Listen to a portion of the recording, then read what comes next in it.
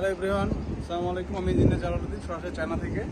তো আজকে আপনাদের দেখাবো যে আমাদের 40 ফিট ফুল একটা কন্টেনার কিভাবে লোড হয়।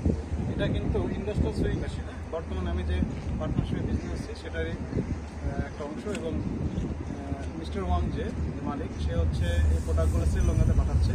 তো আমাকে আজকে বলেছিল যে শ্রীলঙ্কাতে পাঠাবো, তুমি আসো দেখো। তো এভাবে আমরাও কিন্তু বাংলাদেশে পাঠাতে পারবো।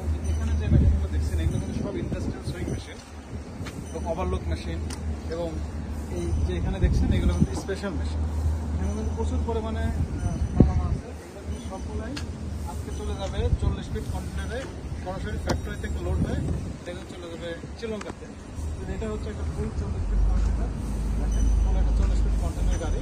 এখানে অলরেডি টেবিলগুলা লোডিংয়ের কাজ শেষ হয়ে গেছে, এবং এখন কিন্তু এই সুইং মেশিনগুলো কিন্তু করবে, লোডিং করবে। এগুলো হচ্ছে ইন্ডাস্ট্রিয়াল সিলাই machine, garments item, garments machineries এবং গার্মেন্টসের servo motor, A to Z সব মোটরগুলো কিন্তু এখানে আছে, এবং এগুলো কিন্তু সুন্দরভাবে প্যাকিং করা আছে।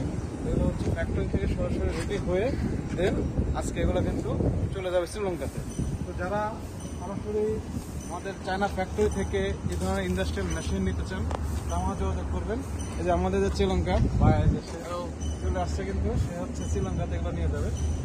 আমাদের দেশের এবং আমাদের দেশের কৃষ্টি কালচার এবং চেয়ারে প্রায় সেন্সের সে আছে, কিন্তু এই 40 ফিট কন্টেনার মালটা চায়না থেকে কিন্তু চলে যাবে হচ্ছে শ্রীলঙ্কাতে। তো যারা সরাসরি আমাদের ফ্যাক্টরি থেকে এই সকল সুইং মেশিনগুলো নিতে চান, তারা যোগাযোগ করবেন।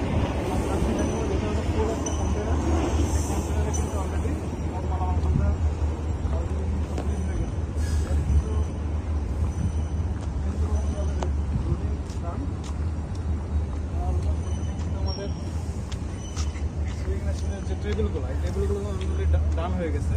দেন এরপরে আমাদের কাজ শুরু হবে হচ্ছে ইন্ডাস্ট্রিয়াল সেলাই মেশিনগুলো। সেই সেলাই মেশিনগুলো কিন্তু কাজ হবে।